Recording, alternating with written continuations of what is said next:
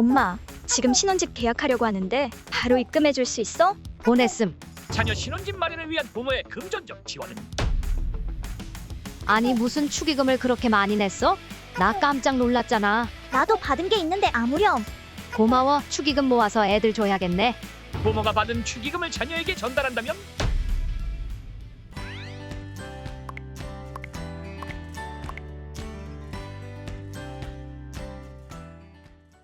엄마 아빠들의 안전 길라잡이 그리고 궁금증 해결사 이사입니다.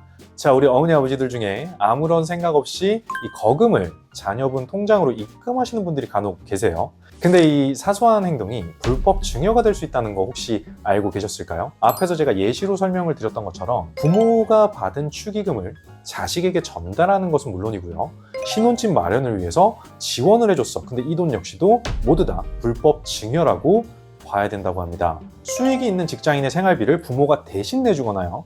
그리고 19세 이상이 되지 않은 미성년자 명의로 신용카드를 발급하는 것 또한 마찬가지입니다. 그래서 자녀에게 이 목돈을 지원해 줄 예정이 있는 엄마 아빠들은요, 증여 공제 금액이란 개념을 꼭 알아둘 필요가 있어요. 이 증여 공제 금액이 뭐냐면 국가에서 지정한 기준 이하로 자녀에게 재산을 증여할 경우에는 이 증여세를 물지 않는다라는 그런 개념이거든요. 쉽게 말해서 이 정해진 기준 금액을 넘기지 않는다면 자녀에게 돈 줘도 된다. 그리고 국가에서 증여세 내라고 안 한다. 이렇게 이해하시면 될 것 같습니다. 상황을 한번 예로 들어서 설명을 해볼게요. 내가 만약에 남편이나 아내에게 증여를 하려고 해. 근데 그 금액이 6억이 넘어요. 그러면 증여세를 내야 되겠죠. 배우자에게 증여를 할 경우에는요, 6억 원 이하여야 공제가 된다라고 합니다. 자, 또한 나를 기준으로요, 아빠, 그리고 엄마, 친가 조부모, 그리고 외가 조부모 같은 경우는 우리가 직계 존속이라고 하죠. 이 직계 존속에게 5천만 원 이하의 재산을 전달해야만 증여세를 물지 않는다고 합니다. 자, 내가 우리 엄마나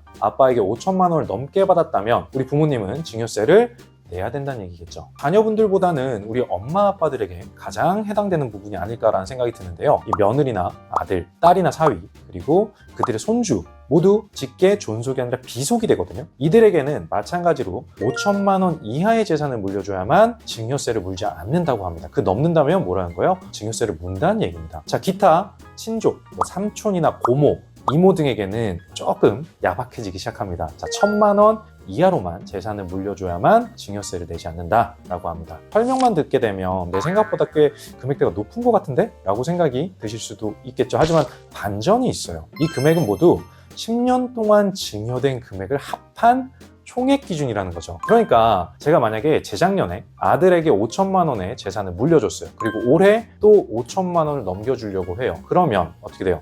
10년이 넘지 않은 기간에 들어가게 되고 총 1억 원의 재산을 전달한 게 되니까 어떻게 됩니까? 증여세가 부과될 수밖에 없죠. 자, 그렇다면 이걸 지인이나 이 친구들 사이에 돈거래도 많이 하시잖아요. 이럴 때는 어떨까요? 최근에 이슈가 된 사건이 하나 있습니다. 자, 도박 빚을 갚기 위해서 지인들에게 거금을 빌린 사건인데요. 이 사건을 두고 그러면 빚은 누가 갚아야 되냐는 거지. 당사자가 갚아야 돼? 아니면 빌려준 지인이 갚아야 되냐라는 이 내용을 두고서 말들이 정말 많았습니다. 자, 전문가 의견을 저희가 들어보니까 타인으로부터 무상으로 받거나 적정한 이자율보다 낮은 이자율로 빌려줬다면 이걸 증여재산으로 본다라는 조항이 있긴 해요. 하지만 이자가 연간 1,000만 원 미만이면 증여로 보지 않겠다라고 합니다. 그러니까 지인들 간의 금전적 거래를 할 때 증여세를 내지 않으시려면 이자 조율을 확실하게 하셔야 될 필요가 있겠죠. 자, 뭐 물론 이게 금액이나 상황에 따라서 좀 달라질 수는 있는데 이자는 연 1,000만 원이 넘지 않는 선으로 조율을 하시고요. 이를 차용증에다가 명시를 해주셔야 된다는 거 꼭 기억하셨으면 좋겠습니다. 자, 그럼 여기서 궁금증이 하나 생겨야 돼요. 내가 돈 줬다는 증거 있어? 자, 그거 어떻게 할 거예요? 자, 물론 이걸 계좌이체하는 경우는 자동으로 국세청에 보고되는 시스템이 있을까요? 없을까요? 없어요. 하지만 한 번에 거액의 현금을 인출할 때는 이게 국세청 귀에 보고가 들어간다고 합니다. 자, 2006년도입니다. 불법 자금의 유출이라든지 아니면 자금 세탁을 좀 방지하자라고 해서 도입된 시스템 때문이라고 하는데 한 번에 1,000만 원 이상 인출을 하게 되면 국세청에서 사용 목적이 뭔지를 확인한다라고 하니까 꼭 참고하셨으면 좋겠어요.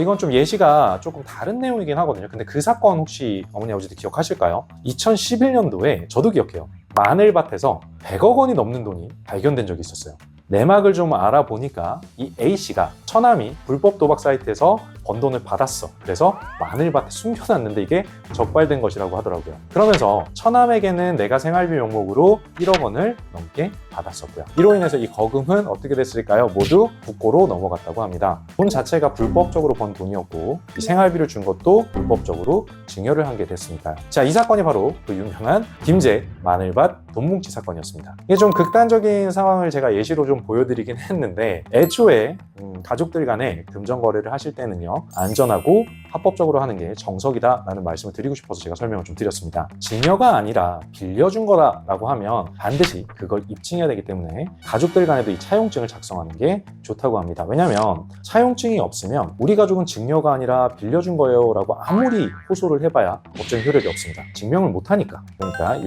차용증을 작성할 때 꼭 아셔야 되는 것들을 좀 말씀드려 볼게요. 자, 먼저 차용증에는요, 빌려준 사람과 빌린 사람의 이름을 명시해야 되겠죠. 그리고 빌려준 금액이 나와야 될 거고 앞으로 어떻게 상환할 것이다 라는 걸 작성해 주셔야 됩니다. 자, 이 작성된 차용증은 원본 한 통 그리고 사본 두 통 이렇게 해서 총 3통이에요. 이걸 준비를 해주시고요. 이 사본을 들고 우체국에 가셔서 내용 증명을 보내시면 됩니다. 이 3통에서 한 통은 우체국에 보관을 하고 한 통은 내가, 그리고 남은 한 통은 나와 차용증을 작성한 대상자가 보관하고 있으면 된다는 거예요.